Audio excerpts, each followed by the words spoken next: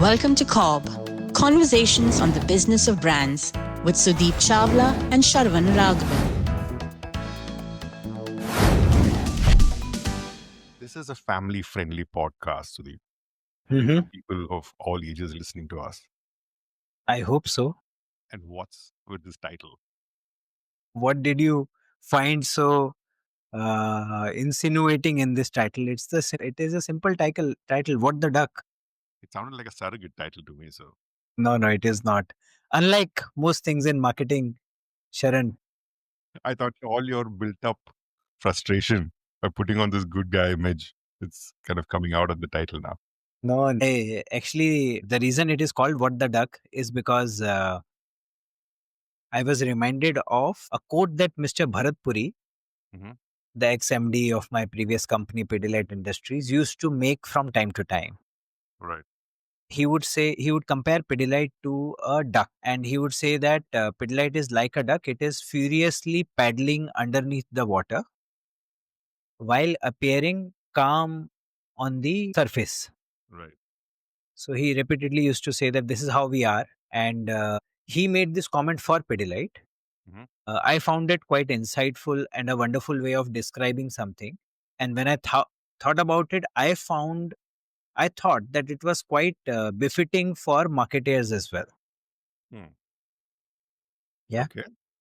And I know we've therefore, done an episode where you ask marketers to be lazy. So yeah, yeah, this is going in the other direction. other direction. So, no, so, and therefore there is no hidden meaning there. I thought that marketeers and ducks have quite a lot of resemblances. So, and one or two struck me, and then I thought, okay, let me search for more. Awesome, Yeah. because I love analogies because even when I do workshops and all, right? Analogies are a way for people to understand something complex very easily. And the moment you apply the realities of one to the other, you'll be able to understand it a lot easier and a lot faster. So I'm happy with this analogy. I can't wait to hear what marketers have to do with ducks. Yeah. So, and hopefully with the use of an analogy, the whatever we speak possibly would stay longer with our listeners. So let me start what the duck here, What the right? duck? Let's go. So the first one. So like Mr. Puri said, I think marketers also work the same way like a duck does. Mhm. To a lot of the people who see it from outside, they think that marketing is a very glamorous career where you just sit in the chair and you make an advertisement and then let it do the work. And also judge advertisements. Judge advertisements, pass comments and stuff like that, right? And sales guys do all the work, etc., etc. But what all marketers would agree with is that even to get that one advertising out, or even if there is no advertising, etc., there's a lot of work that goes on below the radar, right? You know, you are continuously trying to solve one or the other brand problems to unlock one or the other growth levers. To solve that problem, you're trying to find insights, then finding propositions to leverage those insights, then you're finding different ways to bring them alive, TVC, BTL, or otherwise. And to bring them alive, you're working with agencies and who are then tasked with partnering you towards creating those magic, hopefully. And all of this is happening, and the outside world only sees whatever comes as an output, but there's a lot of furious work that happens underneath it, You're constantly paddling. constantly paddling, furiously paddling. And so one, therefore a marketer's career is like a duck. That's how it possibly would look like to people from the outside.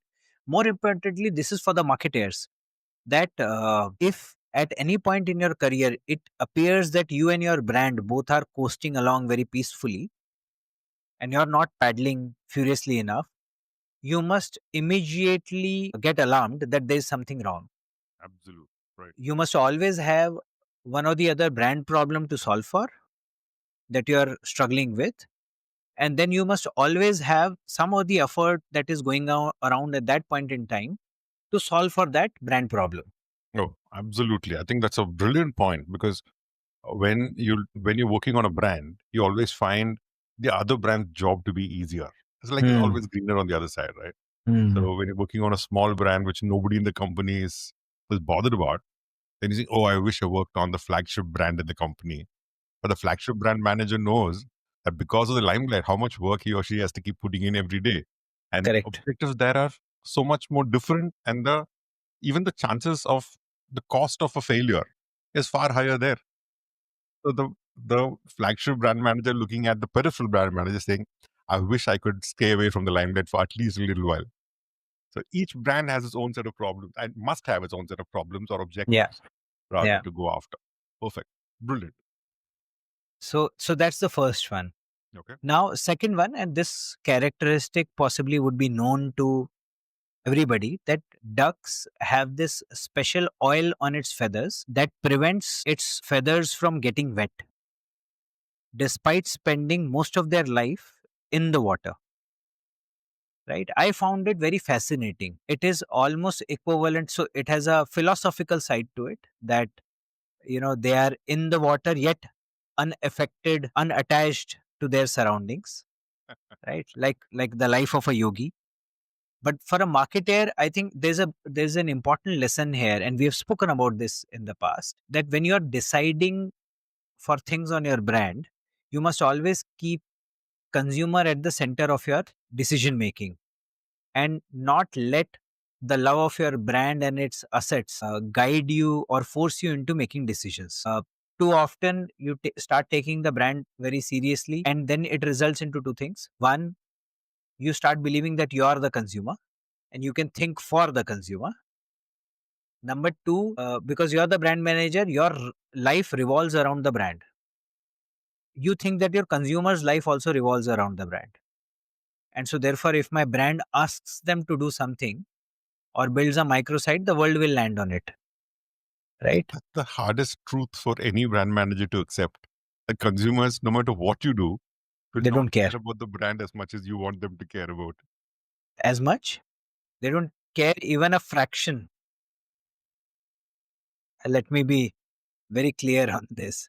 So, and hence, like a duck, a marketer has to learn to remain unaffected, unattached to brand and its assets, its presentations, its plans, its advertising, etc. And, remain completely neutral and remain the consumer's representative in the room. I think as many times as we've gone over it, I think it's still worth going over it. This again underlines your point of hyper empathy. And from trying not to be snake oil salesmen, they've got to be duck oil marketers. Sorry. Good one. Good one. Good one. No. I am endorsing you for it. Next. The third one. So now duck is known to have a short flight. Right. So, and when you observe them, when I thought about it, so ducks can dive into the water to, so let me separate these 2 points out. So first is that ducks have a short flight, which they take, and they take that flight and return back to their water body, right? And I don't know why do they do it, but for a marketer, it is always critical for them to lift themselves up from their mundane chore on a day-to-day basis, rise up to whatever you might want to, 5,000, 10,000, 36,000 feet, take a slightly larger view of the category, the role of the brand, the role of your brand in consumers' life, etc., and come back to reassess what you're doing and how you're doing it, so that you are able to again bring the consumer's perspective into the room, and also readjust your brand day-to-day work towards its strategic role within the category. Yeah.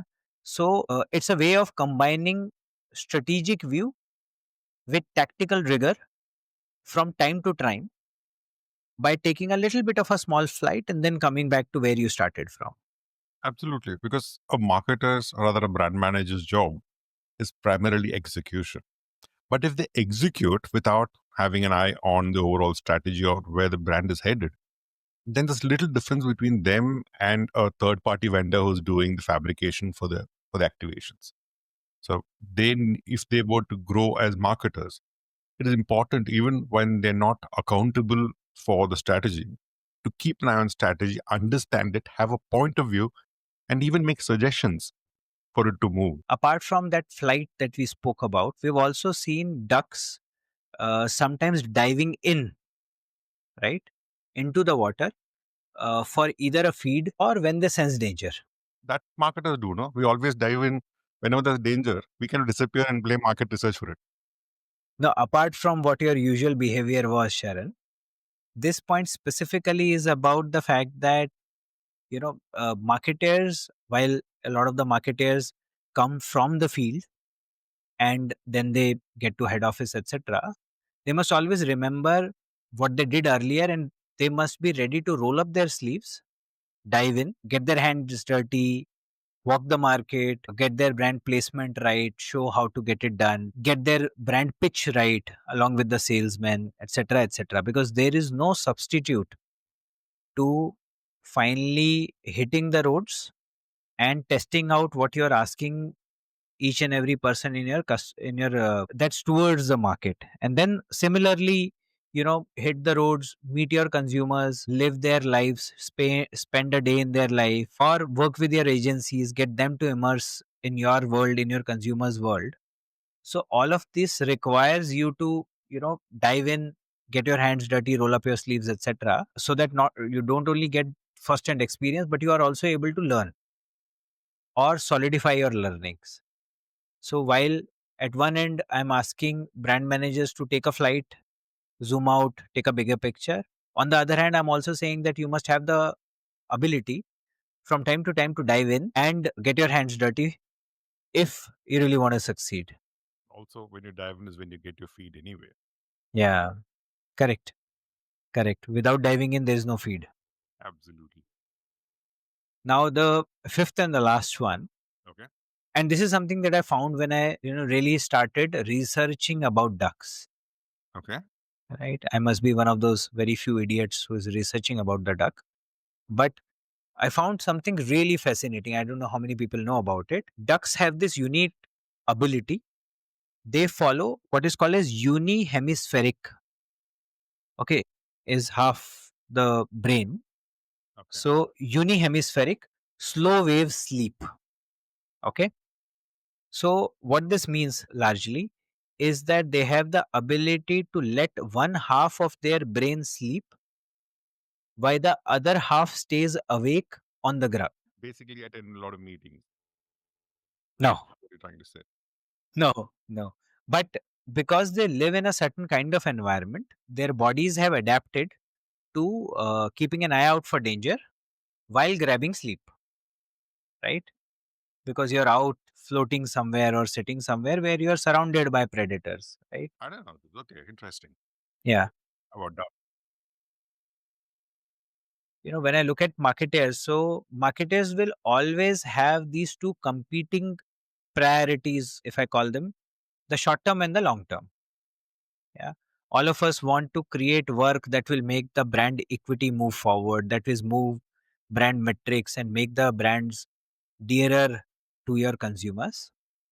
While there is always the pressure of doing work which will work or activation or help or whatever you may call it, which will move the numbers today and this quarter, right? If you are consistently working well on the brand, you don't need to worry about both of them. The same work will produce both. Okay.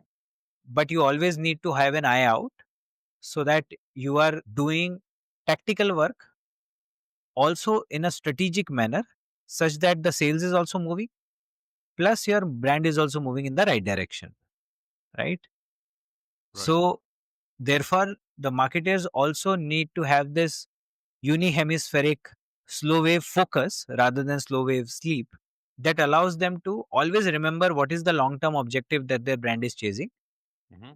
and then accordingly work in the short term, keeping that in mind always. Yeah. If you remember, we had spoken about performance marketing also being done in a branded manner, Mm. right? So don't do performance marketing just for the sake of doing it, right? Do it in a branded manner such that when people enter the funnel, there are greater chances that they will remain in the funnel, right? And they will be, and once you've done this, They will keep coming back to the funnel, and they did not just come there for some peripheral reasons like discounts, etc. Yeah. So this is in the similar direction. I have a question. I want to differentiate between this one, the uni-hemispheric sleep, versus the short flight and return. Mhm. How should I differentiate the two? Because for the listeners, this might sound very close to each other. Very good, excellent, and I love the question, Sharon. Thank you for asking it. The short flight is about always deciding what is the role that your brand plays in consumer's life and in the category, right? It's about reminding yourself or deciding from time to time, right? Unihemispheric is about remembering that role while you are doing your daily tasks, right? So one part is about discovery that allows you to look at whatever you are doing, whether all of that is adding up towards the larger picture that you wanted to construct or not, and what is that larger picture that ideally your brand wants to paint.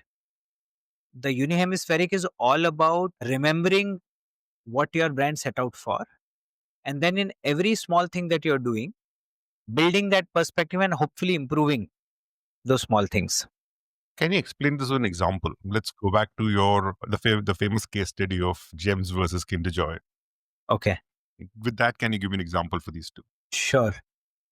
Yeah. So when we were working on different parts of the propositions for Gem Surprise, Mhm. to be able to first create parity and then create preference over Kinder Joy, right? We were looking at all sorts of, all components of the product, right? As well as the product experience. So at that point in time, it was critical to always remember that you are not just solving for like, creating like for like product, right? You have this strength of a brand called Gems behind you, Right. Okay. right? So therefore, from time to time, I had to pull back, take a short flight, and say, okay, whatever I'm doing, what is it that Gems allows me to do? And what is it that Gems does not allow me to do? For example, one of the things that we realized when we started off, we had the Gem Surprise balls in only two colors, silver and golden. But then it dawned on us that Gems is all about having fun with colors, multiple trips to mouth, right? Colorful world, colorful pandas, etc., etc. And immediately we course corrected and we said that we will have balls of variety of colors, all in pearlescent, shiny colors. But Gems allows you to do that. Why do you need to stick to one or two colors, right? Simple thing, right? Whenever I took that short flight, it allowed me to rewind back and say, I'm working for Gems, right? And therefore, I need to do this. Now, from a unispheric point of view, whenever I was taking any decisions for Gems, right? I was also keeping in mind on Gem Surprise, I was also keeping in mind what is the Gem's promise to the consumer and how do I make sure that my brand is living up to it all the time or my offering is living up to it all the time. So everything that I was doing, this Gem's promise was always there in my head, right? Small examples. When we went in with about 6 or 7 toys when we started. Kinder Joy had a large variety of toys. So from 6, I really wanted to expand the variety. I worked along with my procurement team as well as my vendors, and we came in with about 74, 75 toy varieties, right? That we presented to our manager director council. This is the time when Cadbury was also was bought over by Kraft, and Kraft had signed up with the child safety pledge, and they brought in an extra angle of child safety, etc. And it is something that immediately our eyes opened up to, and then we said that okay, let's try and look at our toys from that point of view also. Now a number of the Kinder Joy toys we thought weren't really child safe, but we said that since we are Gems and mothers trust Gems blindly and we are counting on that trust, Mhm. we need to take the hard call and view it from that point of view. So that 74 came down to 37 straight away, right? Very simply, I had these small sponge balls. Right. Some very interesting ones, okay, that I really wanted to do. But the safety sense said that the sponge ball, because it is soft, it can get into a child's throat and expand and then create a choking hazard, right? We had this small tool wherein if you could pass something to it, it means it can pass through a kid's throat. So we tested everything through it, right? So we bought this kit. Okay, interesting. Yeah. So, and therefore, again, it was to brand's choice. Your competitor is doing it. They have toys that can easily pass through, etc., etc. They might have their own standards for it. But we were clear that something that we are inventing and it does not pass through that standard, because we have the gems trust behind it and mothers trust us blindly, we will not do anything which can become a choking hazard or a hazard for their kids, right? So therefore, everything that you do, your unihemispheric stance always has this antenna which is standing, keeping the brand spirit alive, right? Okay. So my short flight was all about, making me realize, okay, what all can gems allow me to do? There is gem standing behind me. What is the role of gems in all of this, etc., etc. The second was having this gems antenna alive and saying, every call that I take, I have to think it through from a gems point of view, because this is under the gems mother brand. But I think that's a brilliant example. Helps you understand the difference between the short flight and the unihemisphere difference. And I think that's it, right? These are the 5 ways in which a marketer compares to a duck. Yes. The way they run their business. Correct. Hopefully, now onwards, what the duck will no longer remain a euphemism and it will be a straightforward analogy for all the marketers out there. So starting out as being not very family friendly, you've spoken about how you've come down to child safety. Correct. What's the duck? Thank you for listening to CoBB, Conversations on the Business of Brands with Sudeep Chawla and Sharavana Raghavan. Subscribe and learn more at cobcast.net.